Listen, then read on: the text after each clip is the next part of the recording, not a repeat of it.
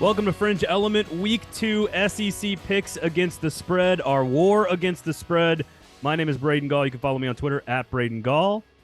And I'm Stephen Lassan. You can follow me on Twitter at Stephen, and you can also check out my YouTube page, All CFB 365. Yeah, please go to the YouTube pages, 440 Sports, as well as Stephen's there, and click all the notifications, turn on all the buttons, give us a subscribe. We really means a lot to us, so we really appreciate it. We are picking every single game against the spread for the SEC in week number 2. And I got to admit, Stephen, we did pretty good in week number 1. In week 0, we both had Vandy. We went 1-0. I went 7-4 last week, so I am now 8-4 on the season. You went 5-6 last week, so you are now 6-6 on the season. You beat me with Florida State over LSU. I beat you with Mississippi State covering against Memphis, Kentucky covering against Miami of Ohio, and Missouri covering against Louisiana Tech. That's enough looking backward, though, Stephen. It is time to look forward, and you've got to get off the schneid after a 5-6 week. How are you feeling going into week number 2? Not good. Not good at all, right? So, a couple thoughts, I think, to set, kind of set the betting tone here. I think this offseason, because of all the transfers and all the movement, it made week 1, week 2, week 3 really difficult. And also just the SEC dominated. I mean, they covered 13 of the 14 matchups on Saturday. So I sort of went against the fringe element rule, which is never pick against the SEC. And here I am. I had a losing record, and now I'm trying to bounce back in week 2. Well, you won those 2, though. You had Troy covering the spread and Florida State covering the spread, and you won both of those. So you lost a couple other ones, but you won both of those. So, and I got Troy right, but I missed Florida State and LSU. All right, enough of that. On to week number 2. Again, rate, review, subscribe. Follow us everywhere you can follow us. Check out athlonsports.com for Stephen, the Cover 2 podcast as well. Fringe Element right here. You can get to me at Braden Gall, at Athlon Stephen. Okay, picks against the spread. South Carolina plus 8.5 at Arkansas, Stephen. The very first game ever played by these two teams in the SEC was, I believe, against each other back in 1992. I don't know why I threw that out there, but I felt like it was needed. I felt like we needed to say it. They will always be linked, Braden, because of when they entered the league. And of course, you had to start with the hardest game to figure out this week on the slate. I really don't have a great kind of sense in this matchup. I think we saw the kind of what Arkansas was capable of last week because of the win over Cincinnati, beating them by 7. Love what KJ Jefferson and Rocket Sanders did, pushing around Cincinnati at the line of scrimmage. I think something to be worried about for Arkansas is the injuries in the secondary. Catalon, Slusher banged up, especially not great when you're playing Spencer Rattler and the improved weapons that South Carolina has. But of course, South Carolina didn't play that great against Georgia State. Don't really have a good feeling of where they are. I'm going to play backdoor cover South Carolina to cover Arkansas wins. All right, we're disagreeing right out of the gate. I love this. 4.3 yards per play last week for South Carolina. Dead last in the SEC. That's not supposed to happen when you're playing group of 5 teams in week number 1. I'll take Arkansas minus the 8.5. I think, to your point, I'm concerned about their secondary. I am not that concerned about Spencer Rattler until I see it. They're just like the way they're throwing the football. It's very LSU-ish the way they're throwing the football. So I'll take Arkansas and lay the 8.5 and a disagreement right out of the gate. Texas at home getting 20 points against Alabama. The Crimson Tide, Nick Saban against his former assistant. It's going to be creative on offense. Do they have the horses on defense to even challenge what could be even mildly perceived as a weakness for Alabama along the offensive line? I say no, Stephen Lassan. I will take Alabama minus the 20. Lay the points. There's a bloodletting on the 40 acres this weekend. I agree with you. I like Alabama to cover. Keep him, like you said, Nick Saban dominates former assistants. He's 25-2 against former assistants. I think Sarkisian will have a few things early on. Texas may play well in the first, second quarter. I think the problem is that's where Alabama's depth and especially their ability at the line of scrimmage. Texas comes into this game potentially starting 2 true freshmen along the line of scrimmage. That's music to Will Anderson and Dallas Turner's ears because they could really dominate on Saturday.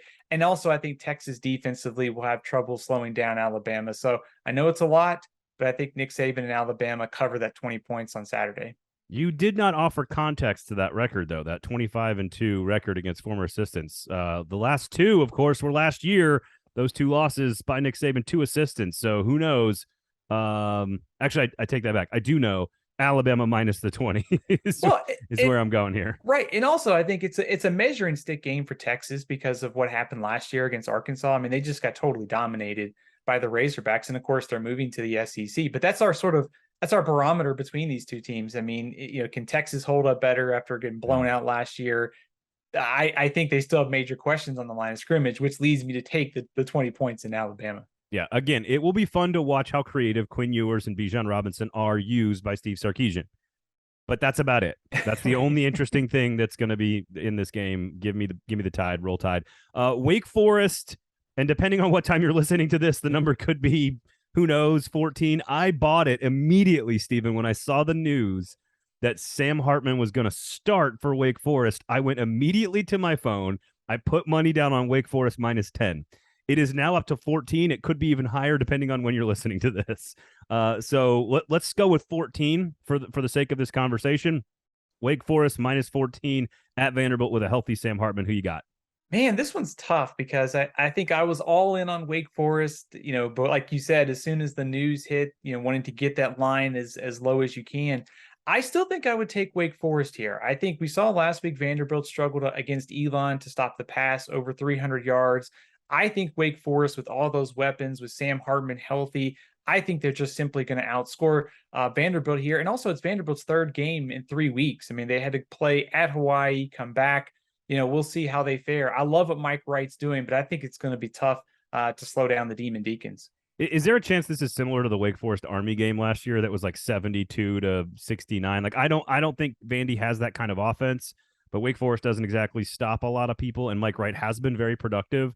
I like Wake Forest minus the points as well. If it gets up to 14.5, depending on when you're listening to this, I might go Vanderbilt. But if it's 13, 13.5, 14, I would take Wake Forest as well. But I do think this could be a high scoring game. I mean, honestly, I think Vandy's inflated a little bit with their record because of who they played, and they didn't exactly put Elon away with a lot of confidence last week. But this to me screams like 54-35. Yeah, or something like that. Yeah, I would say we'll see what the over-under ends at, but I think it would be a very high-scoring game. I do think Vanderbilt can move the ball in Wake Forest, but I just think Sam Hartman, with the way he played last year and the weapons that Wake Forest has at receiver, I like the Demon Deacons on Saturday to cover. All right, Mizzou plus 7.5 at Kansas State. This line, I believe, opened at 8.5, so I think it's come down a tiny bit. Again, depending on when you're listening to this, we're going with the 7.5, so there's a hook there. If you like Mizzou, I'm going to go Kansas State. I just think I was a little surprised at this number and surprised at the movement because Kansas State, I think, holistically from top to bottom, coaching staff to number 85 on the roster is just better. I think they're going to be able to run the ball pretty well. I know Missouri ran the ball like crazy against Louisiana Tech, but Brady Cook didn't exactly instill a ton of confidence. Give me Kansas State minus the points. We agree. I like K-State here. Oh, man. I think one thing to keep in mind about Kansas State, this is just a theory that I have, so they didn't really show a whole lot against South Dakota last week. They didn't need to. I mean, they were up by 2 touchdowns, basically before the end of the first quarter. It was a one-sided game. So I don't think they needed to show a lot. And you have Adrian Martinez, who only threw for less than 100 yards. Now they can sort of unveil that offense that they have with new offensive coordinator Colin Klein. So I think this could be entertaining because I'm interested to see what Luther Burden does for Missouri. But I just think Kansas State maybe didn't show all their cards in week 1. And like you said, I still worry about Missouri's defense, and we'll see what Brady Cook does on the road. Yeah, and at home too, like that. I don't know. That number surprised me a little bit. So I thought that was going to be a much bigger spread, considering how much you and I both like Kansas State in the preseason. Pittsburgh at home. This number also surprised me. Getting 6.5 at home against Tennessee. That means if this game was in Neyland, it would be a 11, 12-point game, which is wild to me. Pittsburgh defensively is very good along the defensive line. They're going to give that Tennessee rushing attack some challenges. Tennessee sometimes shoots itself in the foot by playing too fast. I don't think Pittsburgh can stop the passing attack. I just don't know what Pittsburgh's offense is going to look like. If Keaton Slovis is under center, they suck. When he's in the gun, they're really, really tough to stop. They didn't run the ball at all against West Virginia. Where are you going here? I'm leaning Pitt. I think I'm going to take Pitt to cover, but I think Tennessee wins. I think last year's game was right around a touchdown. I could see it ending up there. I do think Pitt's defensive line and perhaps the offensive line, which didn't play great last week, will give Tennessee some trouble. So I think this is a typical Pat Narduzzi game. They're going to try to run the ball, create some havoc with that defensive line to try to slow down Hendon Hooker and some of those weapons that Tennessee has. Keep an eye on the one-on-one battles because Pitt's going to bring the rush. They like to play man coverage on the back end. If Tennessee protects Hendon Hooker, it could be a long day for Pitt's secondary. They gave up 14 plays of 40-plus yards last year. That's not great when you're playing Tennessee, but I'm going to bank on the Panthers at home to keep it a little bit closer, but Tennessee to win. You're making very good points, very sound and logical and rational points. And I'm probably wrong. I'm going to go Tennessee here because it's 6.5. And here's what's interesting. CJ McDonald for West Virginia was borderline unstoppable. And I'm curious if you agree with me on this. Could Tennessee use Brew McCoy in a similar way? Big body, physical guy, just likes to, he's a big yak guy. He's not as much of a runner as McDonald is, but he's got that same size. So I don't think Pittsburgh is going to be able to stop Tennessee. The question is, can they keep up? I thought they got a little lucky to beat West Virginia. I also think West Virginia's defensive line, to your point, is better than Tennessee's defensive line, which is why that gave Pittsburgh trouble. That's kind of an argument for Pittsburgh, I guess. I like your play of Tennessee outright, Pittsburgh to cover. Something about this situation, though, the way Tennessee has been sort of just ready for this with the revenge, and Vegas is screaming at you to take Pittsburgh here, right? Getting 6.5 at home. They're screaming at you to take Pittsburgh, which means go the other way. I'm taking Tennessee. Texas A&M hosting App State, who just dropped a 60-burger on North Carolina. A&M did not look particularly great. They are hosting App State and giving 18.5. Steven, where are you going? A lot of points. I'm going to take A&M. I went back and forth on this one because App State has played Power 5 teams close. They lost to Miami by 2 last year. Of course, they had the overtime game against North Carolina last week, even before. They gave Tennessee a lot of trouble in Knoxville a few years ago. So they play Power 5 teams tough. I'm going to bank on A&M figuring some things out offensively. I love the big plays last week. I don't think the offensive line and rushing attack will be as bad for the second week in a row. And of course, Texas A&M's defense is very good. So I'm a little iffy on this one because it is such a large spread, but I think at home, A&M covers. God, I came into this gonna take App State. I was gonna take too. App State. Yeah, I was ready to take them. I don't like that you've influenced my prediction here. You shouldn't listen to me after last week. I did all right. Last week. I'm just curious about, like, how do they match up to A&M versus North Carolina? Is there emotional letdown? That's certainly a question, but North Carolina can't stop anybody. So it's why they were able to put up points. Are they going to be able to move the ball that freely this week against A&M's defense? And it doesn't feel like that's going to be the case. I also, the number, I don't know, you said it's such a large number. Don't you think the number is actually telling you to take A&M? Like, probably, yeah. I mean, if you're really a top 6 or 7 team in the country and you're playing an unranked G5 team that lost last week, isn't that normally like a 27-point spread, 24-point spread? A&M also plays Miami next week, so I wonder if there's built-in look-ahead factor for A&M for the spread between these two. So I'm just stalling here, as you can tell. I wrestled with this one a lot too. So I mean, it's such a track record of App State tells you to take App State. Something tells me that A&M just plays better this week, and that's why I went with the 18 points. I feel like it's hard for App State to be that close, come that close, play that well, and then do it again against a much better team that's going to be much faster. So I'm going to go with the Ags here. Give me the Ags.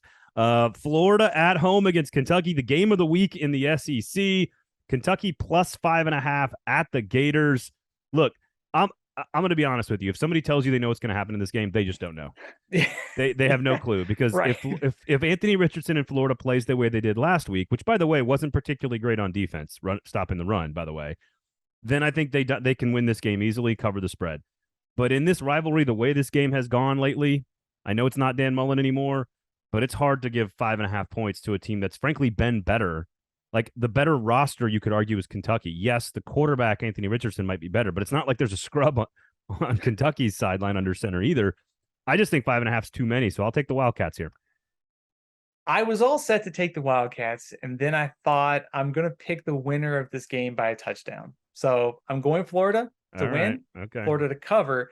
I am worried about a couple things for Kentucky. offensive line didn't play well last week. The No. longest rush for Kentucky was just 9 yards.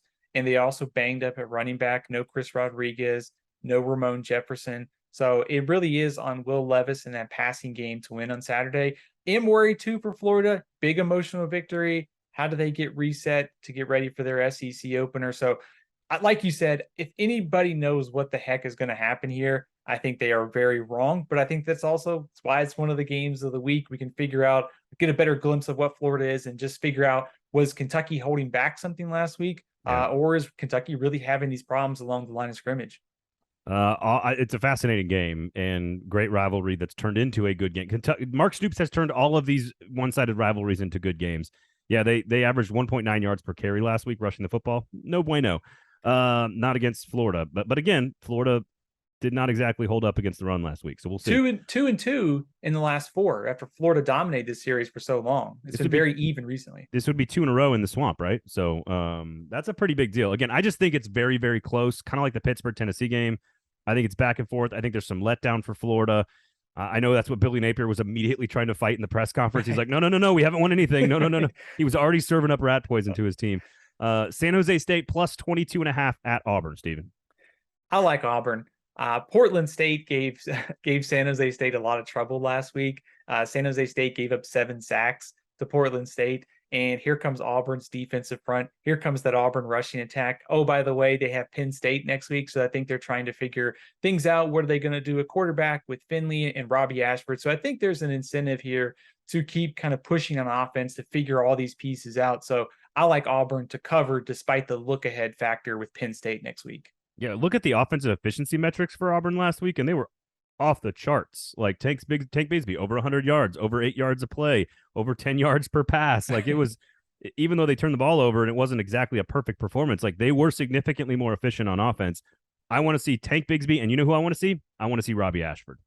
I do too. That's what I want to see is Ashford and Bigsby in the backfield doing damage back there. I'm taking Auburn minus the 22.5. I think they smoke San Jose State, getting ready for Penn State. Don't look now, folks. That 5-0 start is within reach for Penn the Auburn. State. Auburn just has serious like chaos like potential next week. So good. All right. Before we get our locks of the week, Mississippi State minus 10.5 at Arizona. This one 11 p.m. Eastern time kickoff. Mike Leach, though, is used to it out there on the West Coast. He knows all about playing games in Tucson.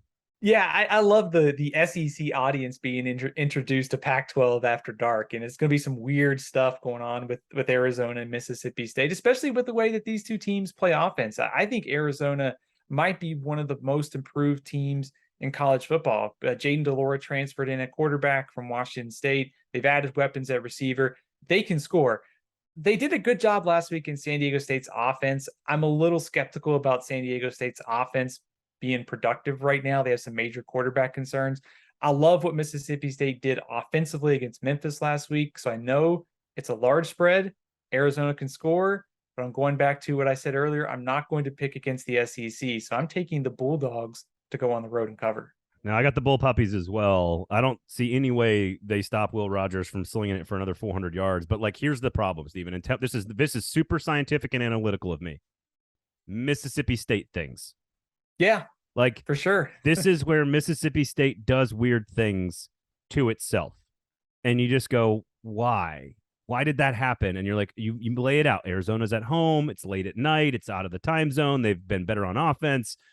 Mississippi State's always going to do one of these things to themselves. So I'm going to lay the points, and I'm going to force the chaos to happen to Mississippi State by laying the points and picking Mississippi State. Because in a real game between these two on a neutral field, there is 0% chance that Arizona should win this game or even be competitive. This is way too good of a Mississippi State team. So I'm going to lay the points and then wait for the drama to ensue at about 1:35 a.m. Eastern time on Saturday night. So there you go. Pac-12 after dark, coffee and some Rolaids. That's what you'll need. So we are different with Pittsburgh and Tennessee. I've got Tennessee. You got Pittsburgh. We are different. Florida, Kentucky. You've got the Gators. I've got the Wildcats. We are different with South Carolina and Arkansas. I've got the Hogs. You've got the Gamecocks. What are your top two bets? Locks of the week, whatever cliche you want to use. What are the top two you're playing this week if you're playing games in the SEC? Definitely go with Auburn as my first lock of the week. The second one's a little tougher because we had so many toss-up kind of games. I may just go Alabama here. I mean, they're just the best team in the country. Even being on the road, 20 points is a lot, but there's so many toss-ups this week in terms of where the spread is, and we're still figuring these teams out too. So I would take Alabama and Auburn as my locks of the week. Well, I have like only one underdog, so just I don't know. I hope you played me last week because I've only got like one underdog this week. My two locks would be Alabama as well, -20, and then Wake Forest -13.5, depending on where you can get that number. But those would be my two locks of the week. So again, there you have it. Turn on the YouTube page notifications. Check out the video. Check out Fringe Element. Cover 2 podcast. Check out Steven Lassan, of course, on the Twitters at AthlonSteven. You can follow him there. You can follow me at Braden Gall at 440 Sports as well. Please share the product. Tell everybody that every Friday you're going to get every single SEC game with phenomenal analysis from Steven against the spread, every single pick for every single game in the conference. So we appreciate you guys hanging out. We appreciate you listening. Enjoy week 2. We'll be back next week with another edition of War Against the Spread. I'm taking you on, Steven. Dumbest thing I've ever done. I'm going to take you on. But you're off to a good start. So far, so good. Enjoy week 2, everybody. Thanks for hanging out. Thanks for listening. This has been Fringe Element here on the 440 Sports Network.